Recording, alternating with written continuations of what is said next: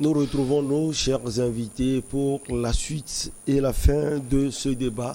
On met complètement les pieds au Togo avant de parler justement de Covid-19 et des premiers cas de variant Omicron. Alors, on va redonner la parole à nos chers invités. Firmin Tekou Agbo avait la parole. Il parlait de son admiration pour le parti au pouvoir au Togo en démontrant ce qui se passe au Nigeria avec ce refus du président Buhari qui s'oppose à la loi électorale qui prévoit l'organisation de primaires. Firmin Tekou Agbo. Oui, je disais que j'avais une certaine admiration pour le parti uni au pouvoir en ce qui concerne la structure et l'organisation.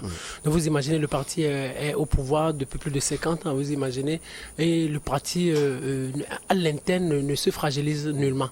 Vous imaginez, c'est quand on voyait le général Yaya Dema, il était le seul Donc pour vous, patron. c'est le même parti au pouvoir depuis 50 ans. Depuis 50 ans. Il n'y a pas eu de changement. Non, peut-être on a changé un peu la forme, c'est-à-dire du RPT, on est arrivé à unir. Sinon, le système à l'interne, c'est presque la même chose. Vous imaginez, même si on a changé un peu les structures, mais à l'interne, le fonctionnement à l'interne, c'est toujours la même chose. L'idéologie, elle est toujours la même. On ne change pas. C'est cette idéologie. Quand on voit le général Yaya Dema, de son temps, c'est-à-dire le président fondateur de ce parti, il était le seul maître à bord.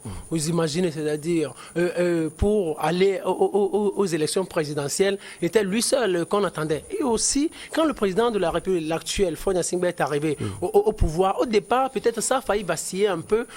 Quand il se déplaçait quelquefois, il y avait deux cortèges. Il y avait peut-être son cortège, et ensuite suit celui du ministre de la Défense, Faure Gnassingbé. Après quelques temps, on n'a plus eu de ces genres de choses. Et c'est comme tout le monde s'est rangé derrière le fils du défunt président. C'est-à-dire, c'est tellement structuré. Je vais vous donner un petit exemple. Avant la présidentielle de 2020, au moment où on attendait que le président de la République annonce sa candidature, il n'y avait aucun membre de UNI qui ait pu lever le petit doigt pour dire mais si le président n'y va pas, moi je vais y aller. Sous d'autres cieux, vous verrez ça. Mais ici, tout le monde s'est tué jusqu'à ce jusqu'à ce que le chef de l'État ait annoncé sa candidature. Vous avez parlé du système, peut-être que c'est le système qui cloue complètement le bec aux personnalités qui sont dans le parti uni. Non, je pense que c'est comme ça on a conçu. Et ça, c'est Jérôme qui peut répondre concrètement. Une seconde, c'est comme ça on a conçu le parti. C'est comme ça on a conçu, c'est comme ça on l'a construit. Et tout le monde s'y soumet. Si nous dégageons un seul chef, nous respectons le chef et nous nous soumettons à lui. Regardez, une seconde, même quand on va dans les pays occidentaux, c'est ce que Sarkozy a essayé de faire. Quand il était président, ici, bon, c'est pas trop la même chose, mais Sarkozy, quand il était président du parti, il a essayé de le faire, il n'a pas réussi. Non, il a été président de la République, mais il était également le président de l'UMP. Oui. Alors que quand vous êtes président de la République, vous démissionnez de la tête de votre parti. Sarkozy, il est ami des Africains, président. Sarkozy était président. Il est ami du président africain. C'est normal. C'est normal. Le président Sarkozy était président de la République française, chef de l'État, et en même temps président de l'UMP, ce qui ne devrait pas être le cas. Et puis ça lui a permis d'avoir une structure autour de lui, et c'est pour cela qu'il a bien dirigé. Après, on lui a reproché un certain nombre de choses. Moi, je dis simplement, ici, sur ce point, je parle politique et non démocratie. Ouais. Je parle politique, il y a une différence. Je parle politique. Politiquement, ça permet d'asseoir une certaine structure forte et ça évite que les partis se fragilisent. Voilà. Oui. Non, moi, je m'inscris complètement en faux de ce que mon jeune frère... C'est ce qui rend riche le débat. Oui, mon jeune frère Firmin est en train de dire. Moi, je crois qu'on aurait quand même pu laisser manifester les principes démocratiques au sein du UNIR. On va voir. Qu'on laisse manifester les principes démocratiques au sein du RPT UNIR. On va voir si véritablement c'est le chef de l'État, M. Faure Gnassingbé, chef du parti, qui a seul la voix. On va voir. Maintenant, et l'autre aspect que je vois de la chose, c'est que si nous prenons tous ceux qui composent aujourd'hui l'UNIR ou hier le RPT, ce sont eux tous qui sont à la tête des grandes entreprises, des sociétés d'État. Donc vous voulez dire que les ressources financières dont on parle j'en viens.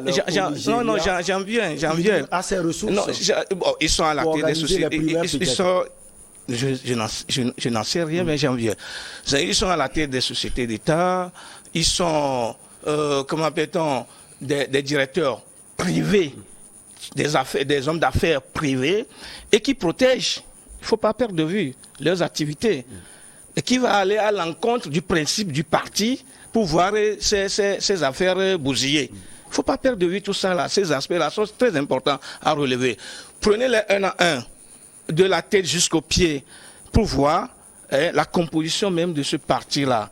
Maintenant, si on n'a pas la voix de s'exprimer, en fait, au sein du parti, parce qu'on est chef, on est homme d'affaires, peut-être on est directeur de société d'État, peut-être on fait ça, on fait... Et puis, qui va parler pour que demain, quand on le saute de la tête de cette société d'État, pour voir demain peut-être ces affaires bousillées, et ne perdez pas de vue que en politique, il y a beaucoup de choses, beaucoup de coups bas qui se font. Je me rappelle de ce temps-là dont parlait tout à l'heure Firmin en 2000, à la veille de la présidentielle de 2020, où le chef de l'État, de son habitude, ne dit rien, ne dit rien de sa prochaine candidature, et que vous allez voir des groupes se former, et que chaque groupe là crie, ou comment appelle-t-on, comment je vais le dire, comment je vais le caricaturer, ces groupes-là qui influencent justement le chef de l'État, qui l'amènent quand même à accepter marge de soutien. Vous allez entendre ici, c'est notre champion, il doit aller, il faut qu'il dépose candidature, et tout ça là, je le dis, ce n'est pas dans l'intérêt en tout cas du chef de l'État. Des gens sont en train de protéger tout simplement leur intérêt. Peut-être que si le chef de l'État, qui ne parle pas, qui n'a pas l'habitude de parler, qui ne prend pas des sanctions assez sévères contre ceux qui sont indélicats, lorsqu'on leur donne un poste à gérer, le chef de l'État, il est là. Ce n'est pas dans son intérêt que des gens ont fait tout ça là. Des gens étaient en train de protéger leur intérêt parce que le chef de l'État, il est considéré comme peut-être un parapluie. Il est là, il nous protège, il va rien dire. Parce que lui-même avait dit entre-temps, une minorité s'accapare des biens du pays. Et jusqu'à ce jour-là, il n'est pas quand même arrivé à doiter ou à punir l'un l'un des membres de cette minorité-là. Et plus l'un, je me souviens, dans l'un de ses discours, le chef de l'État est encore allé dire qu'il y a surfacturation dans l'administration. Quand on parle de surfacturation, on parle du vol. Qui sont ces gens-là qui font la surfacturation? Le chef de l'État a dit que l'administration est politisée. Qui l'ont politisée? Je crois qu'il devait connaître tout ça là. Et ce qui veut dire que, en réalité, le chef de l'État connaît tous ses membres, connaît toutes ces personnes-là. Et comme il n'y a pas la manifestation de la démocratie au sein même de ce parti, des gens peut-être que les gens peuvent vous reprocher intérieurement des choses à M. Faure-Gnassingbé, mais ils ne peuvent pas le dire ouvertement. La preuve en est que lorsque vous êtes dans des groupes où vous discutez en aparté, des gens arrivent quand même à dire le petit là nous fatigue. Bien sûr, ils le disent, sans vouloir véritablement le dire. En quoi le chef de l'État les fatigue? Moi, je le dis, si véritablement le chef de l'État le fatigue, dites-le clairement et démissionnez, peut-être qu'il vous a donné un poste. Ou alors, faites bien ce que le gars vous a demandé de faire. En réalité. On est au Togo et surtout on ne va pas oublier le sujet. Oui, bien sûr, mais une seconde. Sana va juste glisser un mot sur ça là. Non, une seconde. Je vais répliquer. C'est-à-dire. Une seconde. Oui, c'est comme. J'ai suivi, moi aussi j'ai suivi religieusement.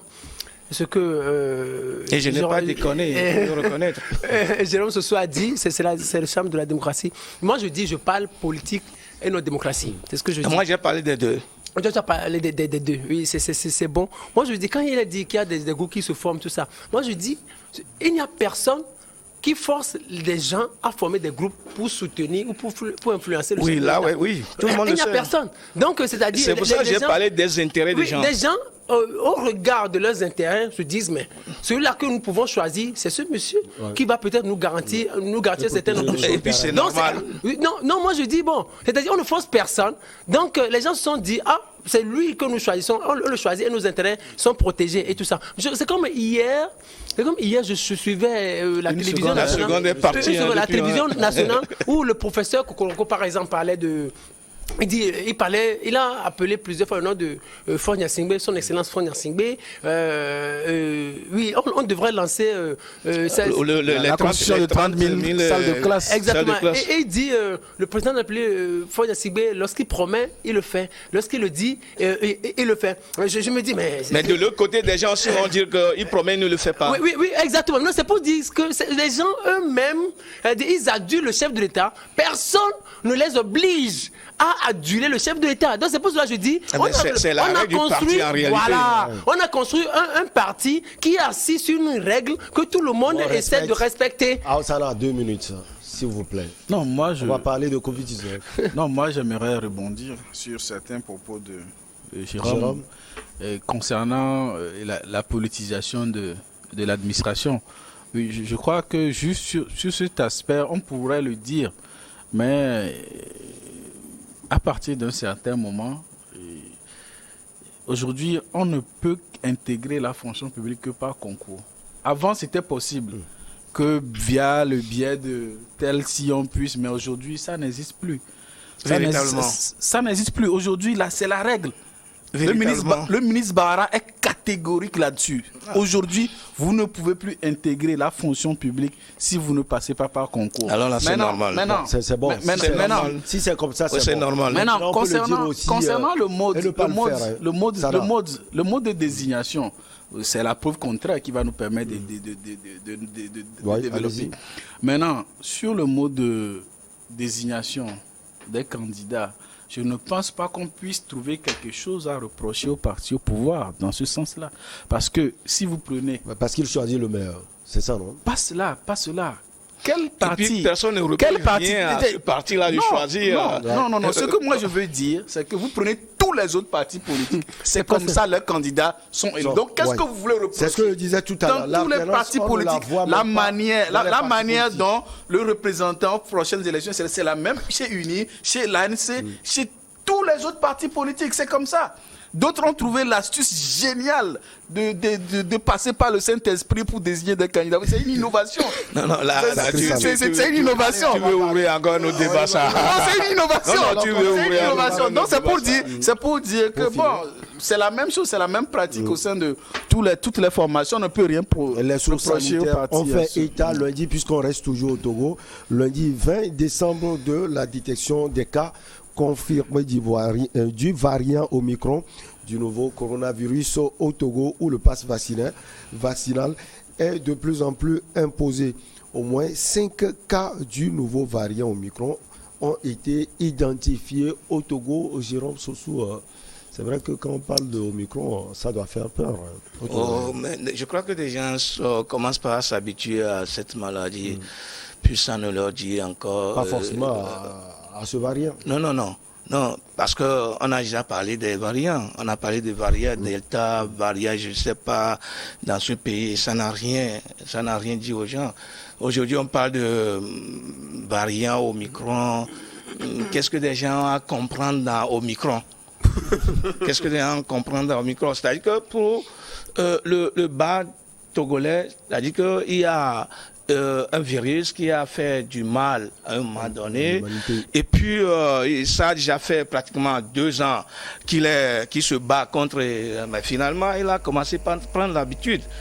Je dois vivre avec cette maladie-là, ça ne va pas m'empêcher de faire mes activités, de nourrir ma famille, ainsi de suite. Donc si quand même on veut aujourd'hui nous fait croire qu'il y a ce variant-là qui va décimer les Togolais ne croiront pas du tout. Alors, pour vous, pour ce bas peuple, on sent encore une autre facette de coronavirus. Et non seulement ça, je suis en train de discuter avec quelqu'un tout à l'heure avant de venir ici. Moi, je ne m'attendais même pas à son raisonnement. Il me disait que c'est parce que la fête arrive, c'est parce que le gouvernement redoute ce qui va se passer en 2022 et que là, qu'est-ce qui va se passer en 2022? C'est-à-dire que comment pour éviter les quelconque flambé. Mais au micro, en 2022 au Togo seulement. Mais je viens. C'est-à-dire que les gens disaient que le gouvernement a redouté ce qui va se la flamber en 2000. Ouais. Et puis pour faire peur aux gens, pour limiter les regroupements, des choses comme ça, en fin d'année, que le gouvernement a sorti ça. Or, il y a quelque chose qui est sorti ailleurs, qu'on a déjà vu, on a vu ça, manifestation, etc. Vous voyez comment les gens comprennent les choses. C'est pour ça que je dis, si même aujourd'hui, les gens se sont fait vacciner, nombreux d'ailleurs, et que les gens sont encore tombés malades de ce virus-là, je me dis que ça ne donne plus en réalité grand-chose dans la tête des Togolais. Et moi, ce que je me dis personnellement, c'est que il faudrait qu'on continue de sensibiliser les gens par rapport aux mesures barrières éditées par le gouvernement, que tout le monde connaît. Et puisqu'on dit que c'est le seul moyen qui est beaucoup plus protecteur, parce que des gens se sont fait vacciner, mais contractent encore la maladie. Et donc, par contre, quand on respecte les mesures barrières, le port de cache-nez, la distanciation sociale, etc., on est plus à l'abri. Je crois que quand on va continuer de sensibiliser, les gens comprendront, prendront toujours conscience. Maintenant, quand on sort ce nouveau mot, Omicron, les gens ne comprendront rien dedans. Absolument rien. Alors, maman, mes grands-parents qui sont au village, c'est quoi Omicron?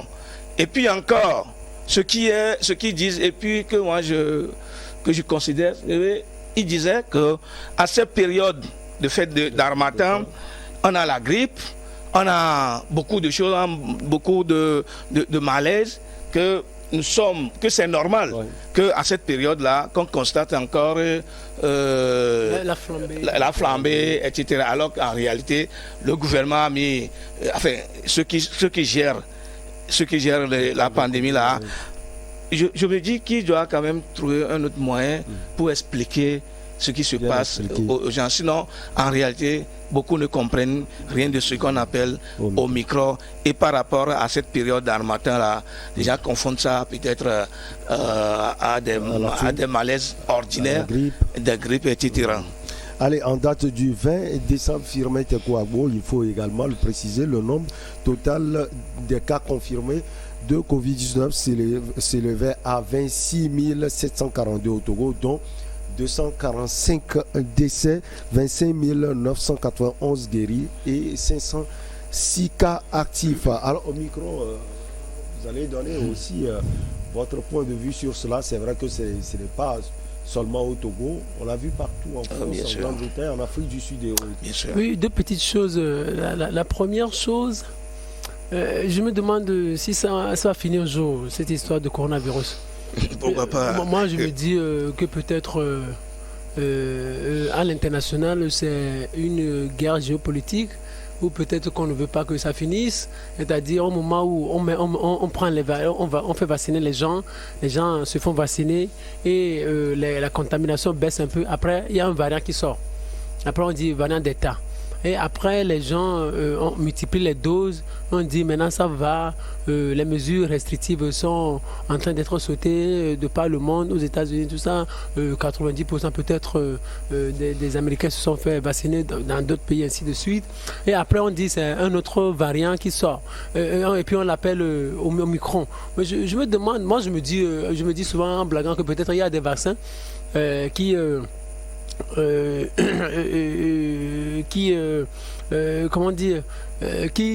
dorment dans des laboratoires et qu'il faudrait peut-être les vider et ça peut les gens se faire sensibiliser. Mais c'est ce que je dis en blaguant. Je sais que le coronavirus est tellement sérieux, mais du moment où à chaque fois que la situation semble s'apaiser, il y a d'autres variants qui sortent, la situation devient plus grave. Vous imaginez qu'en Grande-Bretagne, les festivités de fin d'année sont annulées. À Paris, il n'y a pas de festivités de Nouvel An, ainsi de suite, du 31 au 1er. Ça n'existe pas. Tout le monde restera chez lui, à la maison. Et maintenant, revenons au Togo. C'est là où je vais rejoindre Jérôme Soussou.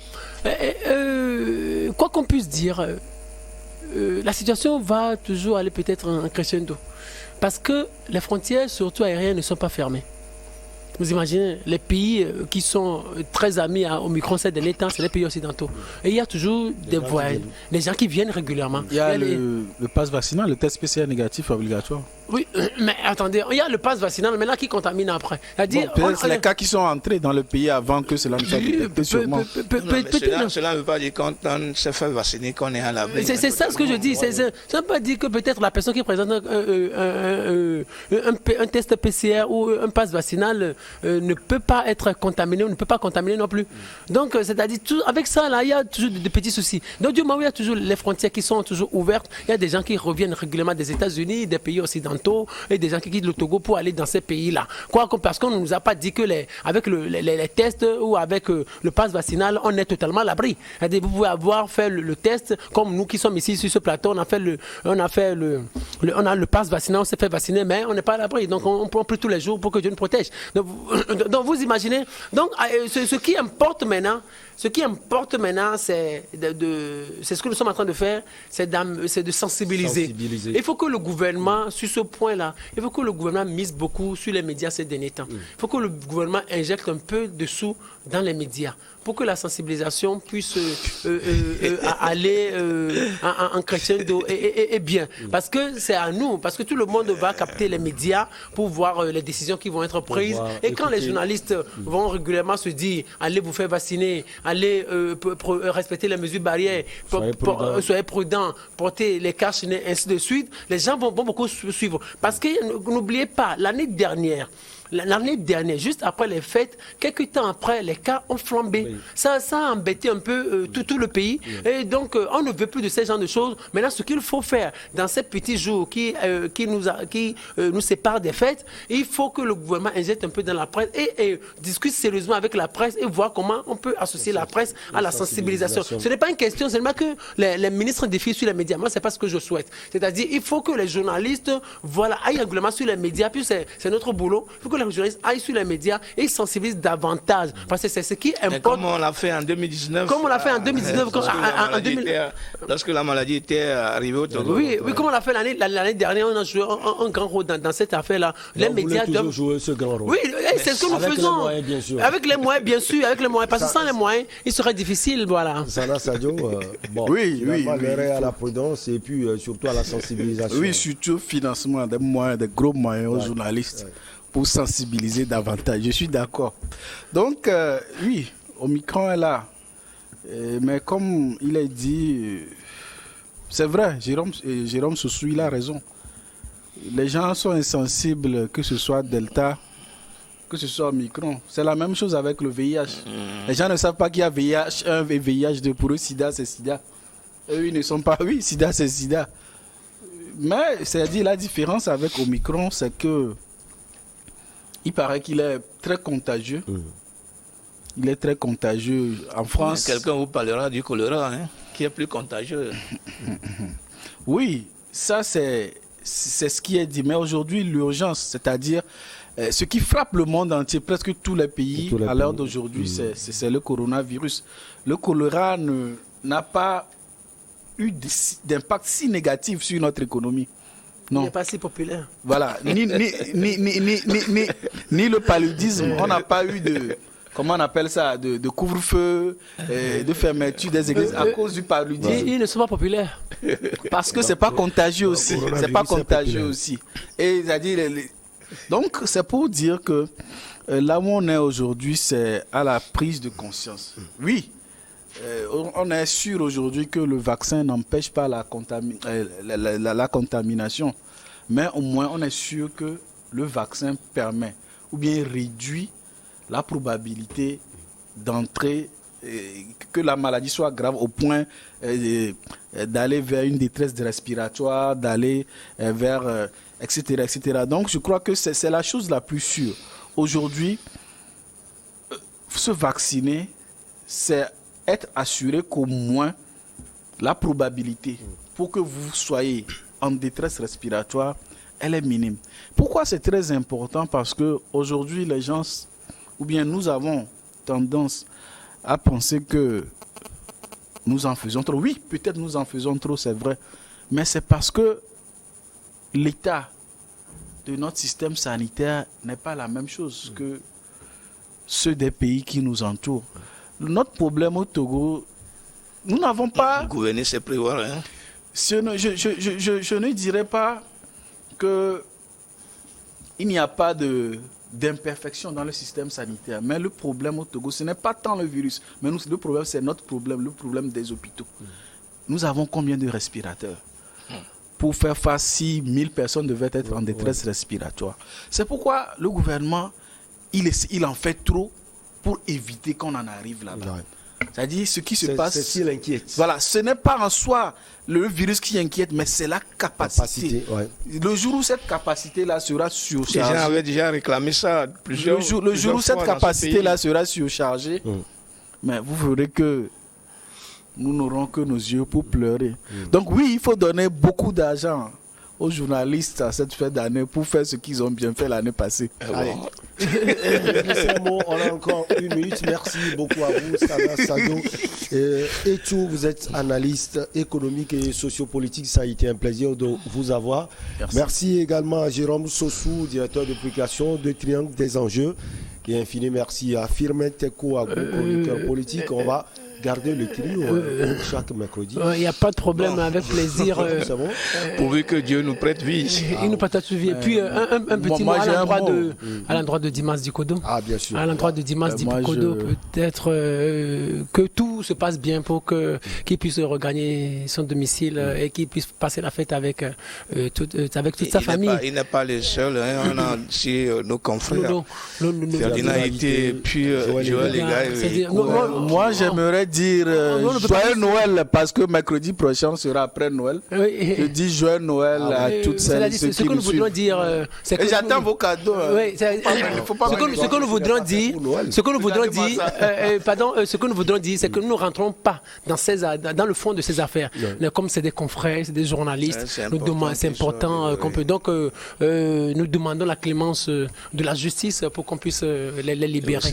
Et c'est tellement important. Et puis, les Togolais qui nous suivent, tous ceux-là qui nous suivent, respecter les mesures barrières. Oui, les mesures barrières, c'est important de les respecter. La fête, elle est là toujours. On ne fête pas pour mourir après ou pour contracter des maladies après. Donc, j'aurais souhaité vivement que les Togolais, chacun dans son cœur, respectent vigoureusement les mesures barrières édictées par le gouvernement. Tout le monde les connaît. C'est important. On peut fêter, mais préserver notre vie parce que nous avons des enfants. C'est ça. Nous avons des enfants, nous avons des familles à nourrir. Et c'est nous qui sommes au four, et au moulin. C'est important. Maintenant, Sadio nous souhaite joyeux Noël. Où est-ce que nous allons trouver l'argent pour...